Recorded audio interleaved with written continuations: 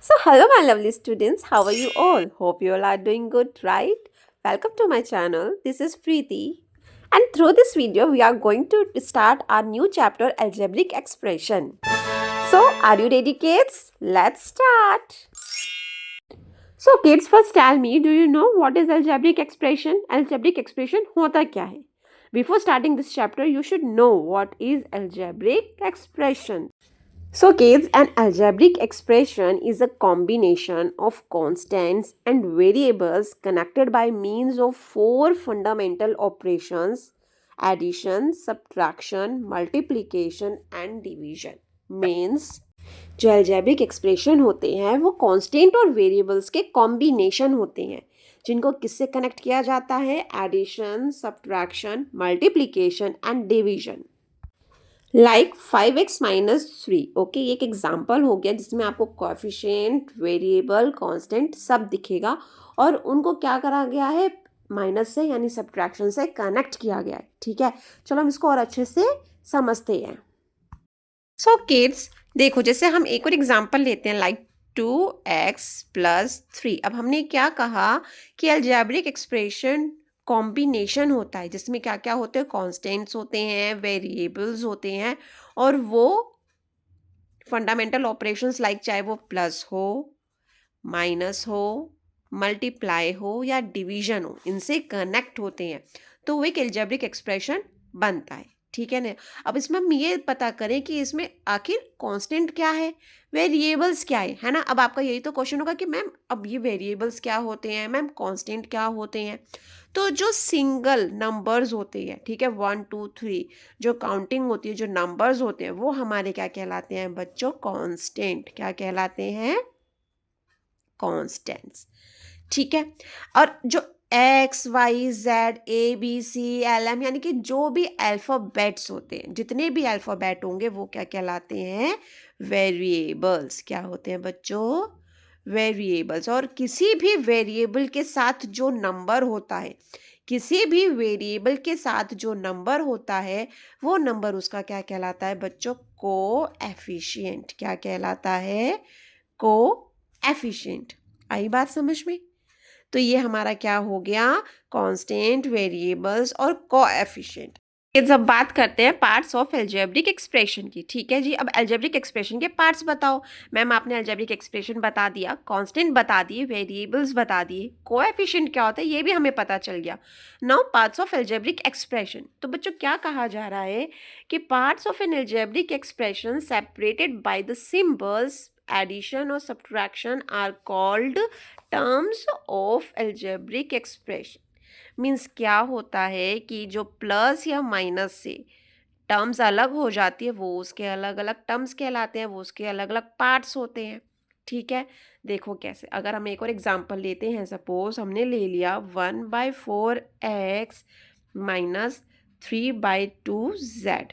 ठीक है, अब इसमें क्या है कि सब्ट्रैक्शन का साइन है और उस सब्ट्रैक्शन से हमारी दो टर्म्स अलग हो रही है। ठीक है, इसके अंदर टू टर्म्स है। कितनी टर्म्स है? टू। कौन कौन सी?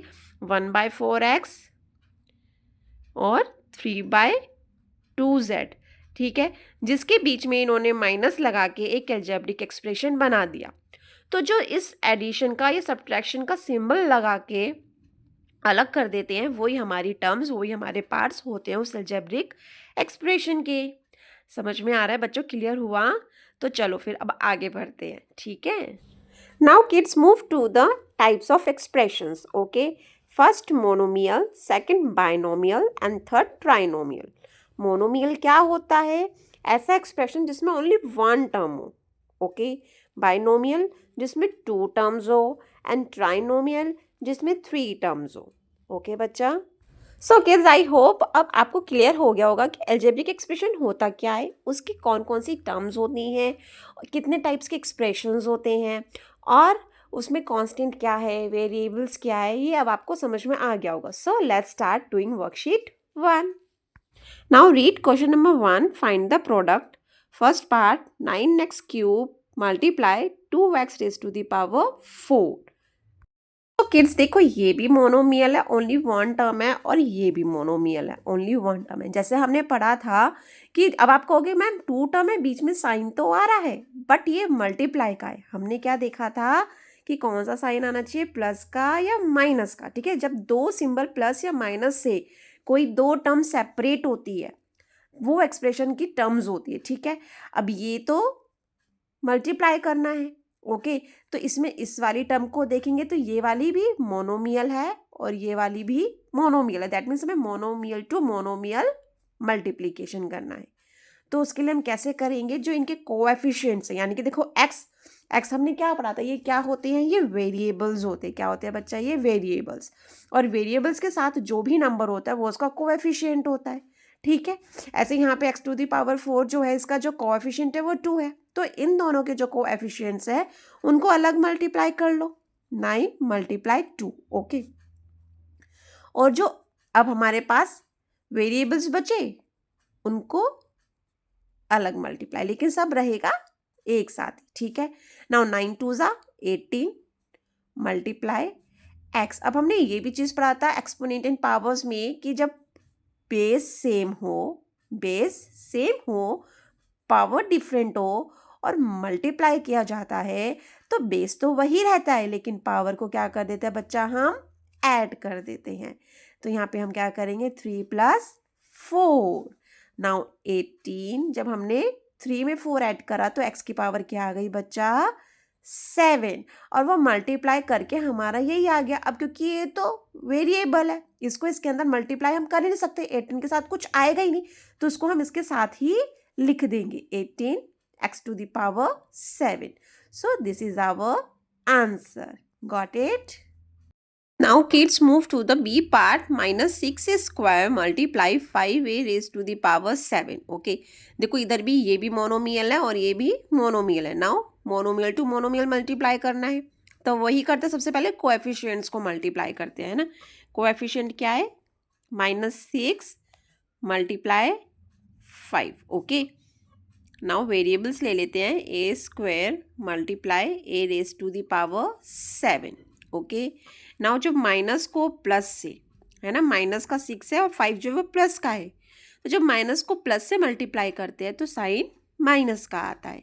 6 5 ज़ा 30, वही चीज़ ए बेस सेम है, पावर ऐड हो जाएगी, तो -30 ए की पावर क्या हो जाएगी, 2 में जब 7 ऐड करा तो 9। So this is our answer. Kids C part, -8 y raised to the power 9 multiply -4 y raised to the power 3। Okay, अब वही चीज़ करनी है हमको। क्या करना है, इन वेरिएबल्स के जो कोएफिशिएंट्स है, यानी कि -8, देखो y टू दी 9 पावर की जो कोएफिशिएंट है वो -8 है, उसमें मल्टीप्लाई करेंगे y क्यूब का जो कोएफिशिएंट है -4। ओके, नाउ जो हमारे पास वेरिएबल्स है y की पावर 9 मल्टीप्लाई y की पावर क्यूब। नाउ अब जब माइनस को माइनस से मल्टीप्लाई करेंगे, माइनस में माइनस मल्टीप्लाई करते हैं तो बच्चा पॉजिटिव हो जाता है ना। 8 4 ज़ा 32 और बेस सेम है तो पावर क्या हो जाएगी, ऐड। तो 32 y to the power 12 is the answer. Clear? आगे बढ़ते हैं, question number 2, multiply the monomials. Okay, now A part 7pq and 4/3p² q। अब इनको मल्टीप्लाई करना है। अब इन्होंने तो वैसे ही मेंशन करा हुआ है मोनोमियल्स है और आपको दिख भी रहा है कि yes these are the monomial terms. Okay, so multiply करते हैं। Let's start. 7pq multiply 4/3p² और q। ओके, नाउ फिर वही करेंगे हम, जो कोएफिशिएंट्स है यानी जो नंबर्स है उनको अलग ले लिया, देन p को ले लेते हैं। ठीक है, p की पावर इधर 1 है और इधर p की पावर 2 है। अब q को लेते हैं, q की पावर 1 है और इधर q की पावर 3 है। ओके, सबसे पहले हमने कोएफिशिएंट 7 एंड 4/3 ले लिया, फिर हमने p को ले लिया एंड देन हमने q को ले लिया। अब जब हम इसको मल्टीप्लाई करेंगे तो न्यूमरेटर को न्यूमरेटर से मल्टीप्लाई कर देंगे, तो 7 4 ज़ा 28 डिनोमिनेटर एज इट इज़ रह जाएगा। अब p देखो बेस सेम है, पावर डिफरेंट है, मल्टीप्लाई करना है, ऐड कर दो। तो 1 में जब 2 ऐड करा तो क्या आ गया, p की पावर 1 + 2 दैट मीन्स 3 हो जाएगा। वही चीज़ हम यहाँ करेंगे, बेस सेम है, पावर ऐड कर देंगे 1 + 3। नाउ 28/3 p की पावर 3 हो जाएगी 2 1 और q की पावर 3 में 1 ऐड करा 4। तो ये हमारा आंसर हो गया। ओके बच्चा। Part 12 a⁻², b⁻6, c⁻8 and -3 a⁻7, b⁻4, c⁻3। Okay ना वही करेंगे हम, जो इनके कॉफिशिएंट है, जो कांस्टेंट पार्ट है इसको अलग ले लेंगे। ओके 12 मल्टीप्लाई -3 है ना, इनको अलग करेंगे मल्टीप्लाई। देन a को ले लेंगे, इधर a की पावर 2 है और इधर r⁻7।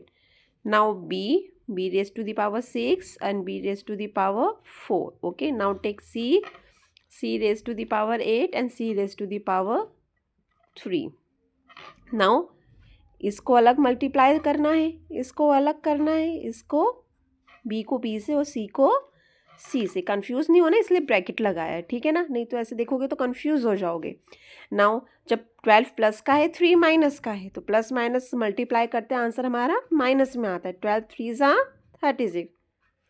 नाउ अब मल्टीप्लाई नहीं लगाते, डायरेक्ट करना स्टार्ट कर देते हैं। ओके हमें पता तो चली गया है कि बेस सेम है, a रहेगा, पावर ऐड कर दी हमारा 2 में जब 7 ऐड करा कितना आया 9।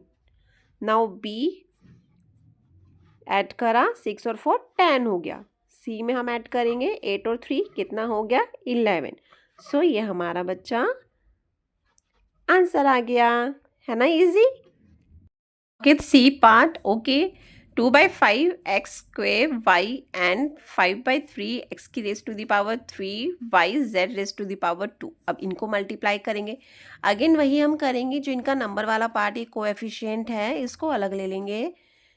2/5 मल्टीप्लाई 5/3। ओके नाउ x⁻2 और x⁻3। x यहाँ से ले लिया, यहाँ से ले लिया। अब y की टर्न, यहाँ पे y 1 है और यहाँ पे y, यहाँ पे भी 1 ही पावर है। यहाँ पे z नहीं है बट यहाँ पे z⁻2 है। Okay now start multiply. अब देखो यहाँ पे 5 न्यूमरेटर में भी है, 5 डिनोमिनेटर में भी है, बीच में मल्टीप्लाई है। जब बीच में मल्टीप्लाई होता है तो जो न्यूमरेटर डिनोमिनेटर अगर सेम हो या एक ही टेबल में कट हो सकते हो तो हम कर लेते हैं। तो 5 से 5 कट जाएगा, 5 1 = 5, 5 1 = 5, है ना। अब बचा यहाँ पे 2 और डिनोमिनेटर में 3। नाउ x को सॉल्व करते हैं, बेस सेम है, पावर ऐड कर लो। तो 2 और +3 कितना आया बच्चा 5। Now take y। अब y में भी वही बेस सेम है, पावर 1 और 1 है, मल्टीप्लाई यानी पावर को ऐड कर देंगे। 1 और 1 पावर बन गई 2।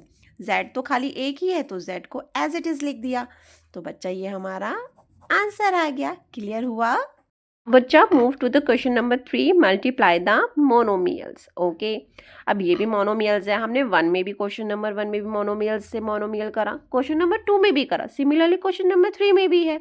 तो ऐसा कोई डिफिकल्ट नहीं है, बहुत ईजी है। अब बस इसमें फ़र्क क्या हुआ, अभी तक हम 2 मोनोमियल्स को कर रहे थे, इसमें बच्चा आपको 3 मोनोमियल्स दे दिए।